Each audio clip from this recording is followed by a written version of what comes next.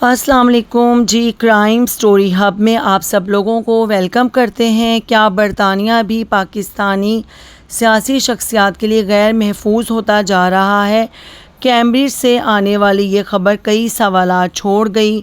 Cambridge, برطانیہ میں شہزاد اکبر پر قاتلانہ حملہ، زخمی حالت میں ہسپتال منتقل۔ آج صبح کیمبرج UK میں بیرسٹر شہزاد اکبر کے گھر پر ان پر قاتلانہ حملہ کروایا گیا۔ 25-30 سالہ حملہ آور نے مسلسل ان کے چہرے پر مکے مارے، جس سے ان کی ناک اور جبڑا وہ فریکچر ہو گیا اور وہ ہسپتال میں ہیں۔ مقامی پولیس نے تمام تفصیلات حاصل کر لی ہیں اور تفتیش وہ ابھی جاری ہے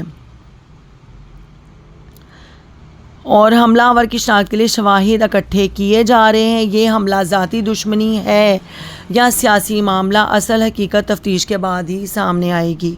ٹھیک ہے، ایک تو یہ بات ہے، اور ایک نئی آپ لوگوں کو تازہ ترین صورتحال، ہجرت بہت زیادہ یہ 3 سالوں میں لوگ اپنے کنٹری کو چھوڑ کر، اپنے ملک پاکستان کو چھوڑ کر دوسرے ملکوں میں چلے گئے۔ پاکستان کی تاریخ کا خاموش المیہ، پاکستان کے نام ایک اور ریکارڈ درج ہو رہا ہے، اور وہ ریکارڈ کیا ہے، اس پر فخر کیا جائے۔ یہ ریکارڈ ہے بلند ترین ہجرت کا، ایک ایسی ہجرت جو خوشی نہیں، مایوسی ہے، یقینی اور ٹوٹے ہوئے خوابوں کی علامت ہے۔ گزشتہ 3 برسوں میں تقریباً 29 لاکھ پاکستانی ملک چھوڑ چکے ہیں۔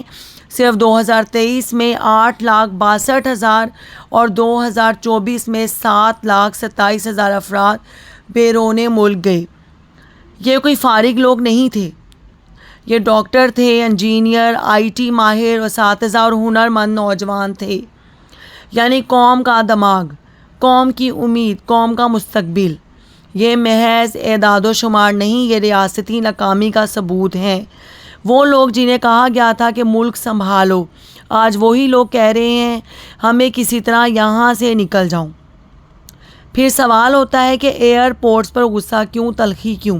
جناب، جب کوئی شخص لاکھوں روپے خرچ کر کے اس منحوس نظام سے جان بچا کر نکلنے کی کوشش کرے گا تو مسکرائے گا نہیں، چیخے گا۔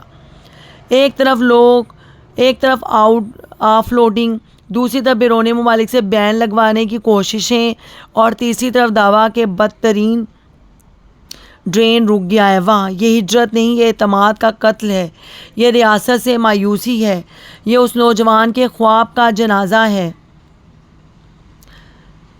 جو کبھی کہتا تھا کہ میں پاکستان میں رہ کر کچھ کر کے دکھاؤں گا۔ یاد رکھیں، قومیں سرحدیں بند کر کے نہیں بچتی، قومیں امید دے کر بچتی ہیں، اور جہاں امید ختم ہو جائے وہاں پاسپورٹ سب سے قیمتی دستاویز بن جاتا ہے۔ اگر نوجوان کو موقع، تحفظ اور مستقبل نہ دیا گیا تو کل یہ صرف ملک چھوڑ کر نہیں جائیں گے، یہ تاریخ سے بھی ہاتھ چھڑا لیں گے۔